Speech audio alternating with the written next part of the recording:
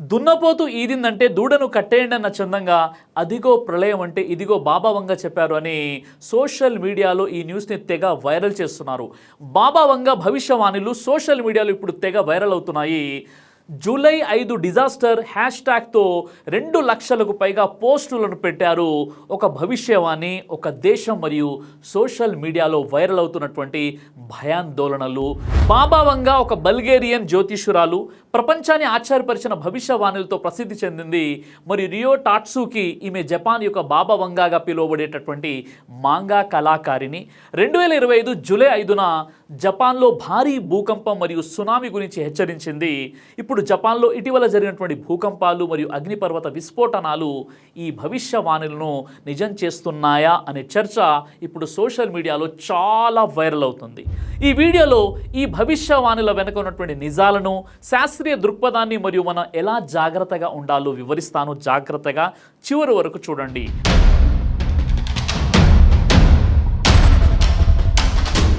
బాబా వంగ 1911లో బల్గేరియాలో జన్మించింది. అసలు పేరు వాంగేలియా పాండేవా గుస్టేరోవా. చిన్న వయసులో ఒక తుఫాను కారణంగా కంటి చూపు కోల్పోయింది. ఆ సంఘటన తర్వాత ఆమెకు భవిష్యత్తును చూసే శక్తి వచ్చినట్లు నమ్ముతారు కొంతమంది. ఆమె చెప్పిన కొన్ని భవిష్యవాణులు, ఉదాహరణకు అమెరికాపై జరిగినటువంటి 9/11 దాడులు, చెర్నోబిల్ విపత్తు మరియు సోవియట్ యూనియన్ పతనం, బరాక్ ఒబామా అధ్యక్షుడిగా ఎన్నిక వంటి అనేక ప్రపంచ సంఘటనలను సరిగ్గా ఊహించినట్లు కొంతమంది చెప్తారు. 1996లో ఆమె మరణించినప్పటికీ ఆమె భవిష్యవాణులు ఇప్పటికీ ప్రపంచవ్యాప్తంగా చర్చనీయాంశంగా ఉన్నాయి. ఆమె ఊహించిన అనేక భవిష్యవాణులు ఈ విధంగా సోషల్ మీడియాలో వైరల్ అవుతూ ఉంటాయి. 2025కి సంబంధించి ఆమె జపాన్లో ఒక భారీ సునామీ, ఆసియా దేశాలపై ప్రభావం చూపే పర్యావరణ విపత్తు మరియు ప్రపంచ యుద్ధం గురించి హెచ్చరించినట్లు చెబుతారు. అయితే ఆమె భవిష్యవాణులు అస్పష్టంగా ఉండడం వల్ల వాటిని శాస్త్రీయంగా నిరూపించడం కష్టం. ఈ విధంగా కొందరు ఆమె అంచనాలను నమ్ముతారు, మరికొందరు వీటిని కేవలం ఊహాగానాలుగా మాత్రమే భావిస్తారు. అయితే ఇప్పుడు రియో టాట్సుకి మరియు బాబా వంగాతో లింక్ చేస్తున్నారు. రియో టాట్సుకి ఎవరు మరియు బాబా వంగాతో ఎందుకు లింక్ చేస్తున్నారు అంటే, జపాన్లో భారీ సునామీ సంభవిస్తుందనే విషయం సోషల్ మీడియాలో వైరల్గా మారాయి. దీనికి కారణం రియో టాట్సుకి ఒక జపానీస్ మాంగా కళాకారిణి, అంటే బొమ్మల కథల రచయిత్రి. రియో టాట్సుకి ఒక జపానీస్ మాంగా కళాకారిణి. ఆమె 1999లో ప్రచురించిన వాటషిగి మితామిరాయ్ ది ఫ్యూచర్ ఐజా అనే పుస్తకమే దీనికి అసలు కారణం. 2011 మార్చ్లో జపాన్లో వచ్చిన భూకంపం, సునామీ గురించి ఈ పుస్తకంలో ముందే ఉందని చెబుతారు. 2021లో ఈ పుస్తకాన్ని మళ్ళీ ప్రచురించారు.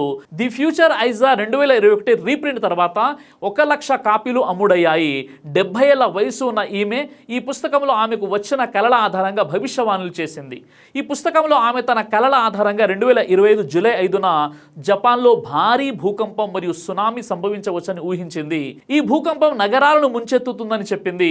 ముఖ్యంగా జపాన్లో వరుస భూకంపాలు మరియు అగ్నిపర్వత విస్ఫోటనాల తర్వాత ఈ భవిష్యవాణి ప్రస్తుతం సోషల్ మీడియాలో వైరల్ అవుతోంది. అందుకే ఆసియా దేశాలైనటువంటి హాంకాంగ్, చైనా, తైవాన్ల పర్యాటకులు ఇప్పుడు భయపడిపోతున్నారు. ఈ రియో టాట్సుకిని జపాన్ యొక్క బాబా వంగ అని పిలవడానికి కారణం, ఆమె గతంలో 1995 కోబే భూకంపం, 2011 తోహాకు సునామీ, కోవిడ్-19 మహమ్మారి మరియు ప్రిన్సెస్ డయానా మరణం వంటి సంఘటనలను ఊహించినట్లు చెబుతారు. దీనివల్ల ఆమెకు జపాన్ యొక్క బాబా వంగ అనే బిరుదు వచ్చింది. 1995లో కోబే భూకంపం వల్ల 6.9 తీవ్రత, $6,434 మరణాలు, అదేవిధంగా $200 బిలియన్ నష్టం వాటిల్లింది. మరియు 2011 తోహోకు భూకంపం మరియు సునామీ వల్ల 18,500 మరణాలు సంభవించాయి. $360 బిలియన్ నష్టం జరిగింది. కోవిడ్-19 మహమ్మారి 2020లో ఆమె వైరస్ గురించి ఊహించింది. WHO 2023 ప్రకారం ఇవి 6.9 మిలియన్ మరణాలు జరిగాయి. ఇంకా ఆమె 2025 జూలై 5 భవిష్యవాణిలో జపాన్, ఫిలిప్పీన్స్ మధ్య సముద్ర గర్భంలో బీటలు ఏర్పడి సునామీ సంభవిస్తుందని చెప్పింది.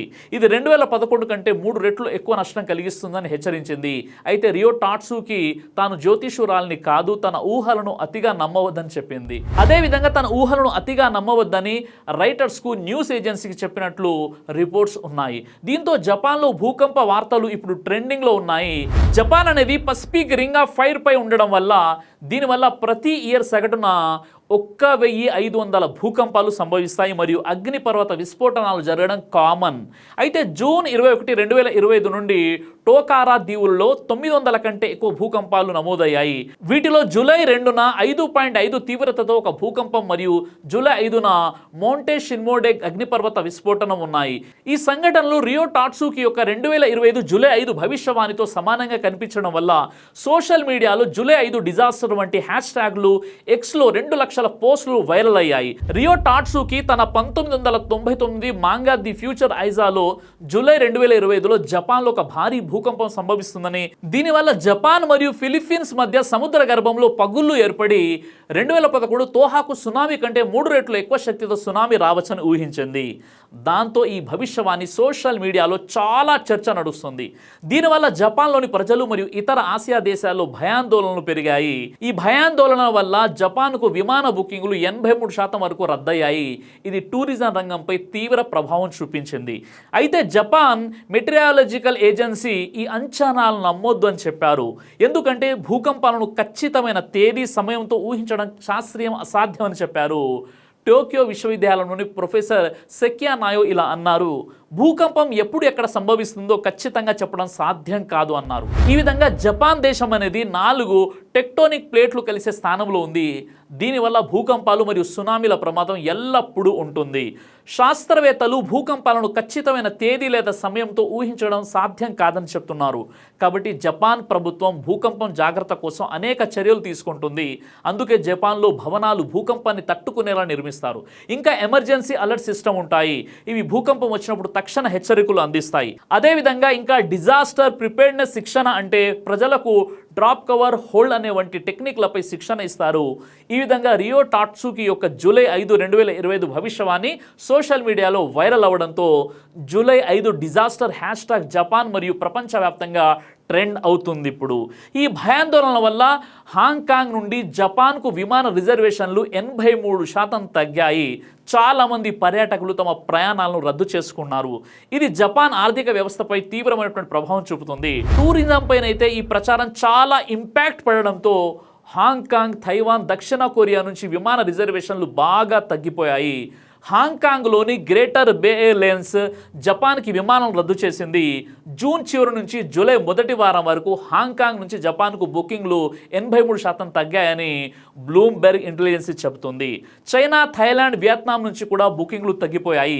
2025 ప్రారంభం నుండి 10.5 మిలియన్ల మంది పర్యాటకులు జపాన్ను సందర్శించారని Japan National Tourism Organisation JNTO చెబుతుంది. కానీ ఇప్పుడు తగ్గిపోయారు. జపాన్ అధికారులు ప్రజలను ప్రశాంతంగా ఉండండి, నిరాధారణమైనటువంటి పుకాలను నమ్మవద్దని అంటున్నారు. ఈ సోషల్ మీడియా ట్రెండ్లు ప్రజలలో భయాందోళనలు వేగంగా వ్యాపింపజేస్తున్నాయి. ఈ సోషల్ మీడియా పుకాలను నమ్మకుండా Japan meteorological agency, USGS United states geological survey వంటి శాస్త్రీయ వనరుల నుండి సమాచారం తీసుకోవాలని వారు అంటున్నారు. అయితే ఇప్పుడు జరిగేదంతా తప్పుడు సమాచారం అని JMA డైరెక్టర్ జనరల్ యూఇచి నోమురా అనడం జరిగింది. ప్రజలు ఇలాంటివి కాకుండా సైంటిఫిక్ విషయాన్ని నమ్మాలని కోరారు, భయపడవద్దని సూచించారు. ఈ ఊహాగానాలు పర్యాటక రంగంపై ప్రభావం చూపుతున్నాయని మియాగి ప్రిఫెక్చర్ గవర్నర్ యోషిహిరో మురై ఆందోళన చెందడం జరిగింది. జపాన్లో భూకంపాలను తట్టుకునే నిర్మాణాలు, సునామీ గోడల వంటి అధునాతన విపత్తు నిర్వహణ వ్యవస్థలు ఉన్నాయని వారు అంటున్నారు. ఈ విధంగా బాబా వంగా మరియు రియో టాట్సుకి భవిష్యవాణులు సోషల్ మీడియాలో వైరల్ అవుతున్నాయి. కానీ వాటిని నమ్మకుండా శాస్త్రీయ సమాచారంపై ఆధారపడండి. జపాన్లో భూకంపాలు సాధారణం, కానీ ప్రభుత్వం దీనికి సిద్ధంగా ఉంది. భయాందోళనలకు గురి కాకుండా జాగ్రత్తలు తీసుకోండి మరియు అథెంటిక్ ఇన్ఫర్మేషన్ ఫాలో అవ్వండి. జూలై 5, 2025 తేదీ గత 2 నెలలుగా ప్రపంచవ్యాప్తంగా ఆందోళనలకు కారణమైంది. రియో టాట్సుకి, బాబా వంగ వంటి వ్యక్తుల భవిష్యవాణులు జపాన్లో భారీ భూకంపం మరియు సునామీ గురించి సోషల్ మీడియాలో వైరల్ అయింది. కానీ జూలై 5 వచ్చి వెళ్ళిపోయింది మరియు ఆ రోజు అల్లాదే వల్ల ఎటువంటి విపత్తు సంభవించలేదు. సంస్థలు జూలై 5, 2025 కోసం ఎటువంటి సునామీ లేదా భూకంప హెచ్చరికలు జారీ చేయలేదని స్పష్టం చేశాయి. ఈరోజు జూలై 7, 2025 నాటికి జపాన్లో జూలై 5న ఊహించిన మెగా సునామీ లేదా భారీ భూకంపం జరగలేదు. అయినప్పటికీ జూన్ 21 నుండి టోకారా దీవుల్లో 900కి పైగా చిన్న భూకంపాలు గరిష్టంగా 5.5 తీవ్రత నమోదయ్యాయి. మరియు జూలై 5న 5.3 తీవ్రతతో ఒక భూకంపం సంభవించింది. కానీ ఇవి సాధారణమైనటువంటివి మరియు గణనీయమైనటువంటి నష్టం ఏది జరగలేదని అక్కడి గవర్నమెంట్ చెప్తుంది. ఈ భూకంపాలు జపాన్లో టెక్టోనిక్ స్వభావం వల్ల సంభవించాయి. శాస్త్రవేత్తలు భూకంపాలను ఖచ్చితమైన తేదీలతో ఊహించడం అసాధ్యమని స్పష్టం చేశారు. రియో టాట్సుకి యొక్క ది ఫ్యూచర్ ఐజాలో చెప్పిన జూలై 5 సునామీ భవిష్యవాణి శాస్త్రీయ ఆధారం లేనిది మరియు ఆమె స్వయంగా తాను జ్యోతిషురాలని కాదని చెప్పారు. రియో టాట్సుకి మరియు బాబా వంగ భవిష్యవాణులు సోషల్ మీడియాలో వైరల్ అయ్యాయి. ఇవి జూలై 5 డిజాస్టర్ హ్యాష్ట్యాగ్తో 2 లక్షల పోస్టులను పెట్టారు. ఈ ఊహాగానాల వల్ల హాంకాంగ్ నుండి జపాన్కు విమాన బుకింగ్లు 83% తగ్గాయి మరియు టూరిజం రంగం 3.9 బిలియన్ నష్టాన్ని చవిచూసింది. కానీ ఈ భయాందోళనలు నిరాధారమైనటువంటివి, శాస్త్రీయ ఆధారం లేవని జపాన్ అధికారులు స్పష్టం చేశారు. అంతేకాదు జపాన్ భూకంపాలకు సిద్ధంగా ఉంది. 80% భవనాలు భూకంప నిరోధక కోడ్లకు అనుగుణంగా ఉన్నాయి మరియు ఎర్లీ వార్నింగ్ సిస్టమ్ 4 నుండి 10 సెకండ్ల ముందస్తు హెచ్చరికలు అందిస్తుంది. ఇది 90% భూకంపాలలో ప్రాణ నష్టాన్ని తగ్గిస్తుంది. ప్రతి ఇయర్ 1.2 మిలియన్ మంది భూకంప శిక్షణలో పాల్గొంటారు.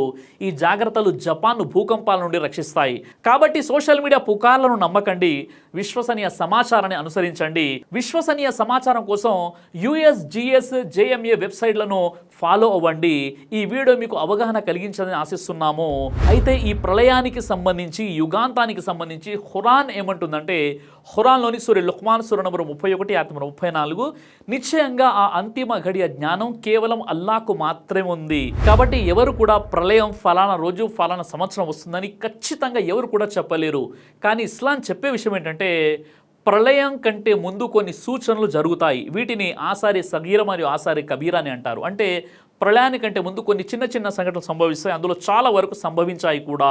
అలాగే ఆసారే కబీరా అంటే ప్రళయానికంటే ముందు కొన్ని ముఖ్యమైనటువంటి సంఘటనలు జరుగుతాయి. అవన్నీ కూడా మరొక వీడియోలో నేను చాలా క్లియర్గా చెప్పేటట్టు ప్రయత్నం చేస్తాను. అయితే ఇప్పుడు జపాన్కు సంబంధించినటువంటి ఏదైతే డిజాస్టర్ ప్రళయం రాబోతుందని బాబా వంగా చెప్పారని, రియా టాట్సుకి చెప్పారని, ఇలా సోషల్ మీడియాలో డిజాస్టర్ హ్యాష్ట్యాగ్తో పాటు 2 లక్షల కంటే ఎక్కువగా పోస్టులు పెట్టారు. ఇవన్నీ కూడా కేవలం కల్పిత విషయాలు మాత్రమే. ఎవరో ఏదో అంచనా ప్రకారంగా కొన్ని విషయాలు చెప్పారు, అందులో కొన్ని నిజమయ్యాయని మిగతా పూర్తి ప్రపంచం మొత్తం నాశనం అవుతుంది లేదా జపాన్ నాశనం అయిపోతుందని ఈ విధంగా మెసేజ్ను ఫార్వర్డ్ చేసుకుంటూ కాలక్షేపం చేయడం అనేది సరైనటువంటి విషయం కాదు. అయితే ప్రళయానికి సంబంధించి మీరేమనుకుంటున్నారు, మీ వద్ద ఉన్నటువంటి నాలెడ్జ్ ఏంటో కామెంట్ ద్వారా నాకు షేర్ చేయండి. దైవ ప్రవక్త ముహమ్మద్ సల్లల్లాహు అలైహి వసల్లం వారు తెలియజేశారు, కడుపుకు సంబంధించినటువంటి అన్ని రకాల వ్యాధులకు అద్భుతమైనటువంటి ఔషధం తల్బీనా. ఇది దైవ ప్రవక్త వారి సున్నత్, మంచి ఆహారం, ఇమ్యూనిటీ బూస్టర్, ఇందులో షిఫా ఉంది. ఇది మంచి ఔషధంగా కూడా పనిచేస్తుంది. కాబట్టి పిల్లలు అయినా పెద్దలు అయినా ఎవరైనా దీనిని ఉపయోగించవచ్చు. అలాగే ఖురాన్లో దైవం తెలియజేశాడు, తేనెలో మీకు స్వస్థత ఉంది అని. కాబట్టి స్వచ్ఛమైనటువంటి ఫారెస్ట్ హనీ కోసం మీరు సంప్రదించండి. అలాగే పురుషుల కోసం ప్రత్యేకంగా తయారు చేయబడినటువంటి షాహీ హల్వా, ఇది లైంగిక సమస్యలను దూరం చేసి శృంగార సామర్థ్యాన్ని పెంచుతుంది. మీ దాంపత్య జీవితంలో మంచి అనుభూతినిస్తుంది. ఇందులో ఎలాంటి సైడ్ ఎఫెక్ట్స్ లేవు. ఇది కంప్లీట్గా హెర్బల్ ప్రొడక్ట్స్తో తయారు చేయబడినటువంటిది. కాబట్టి స్క్రీన్పై కనిపిస్తున్నటువంటి ఈ నెంబర్స్కి కాల్ చేసి మీరు ఇప్పుడే ఈ ప్రొడక్ట్స్ని ఆర్డర్ చేసుకోవచ్చు. కొరియర్ ఫెసిలిటీ కూడా ఉంది. ఆలస్యం ఎందుకు, వెంటనే ఆర్డర్ చేయండి.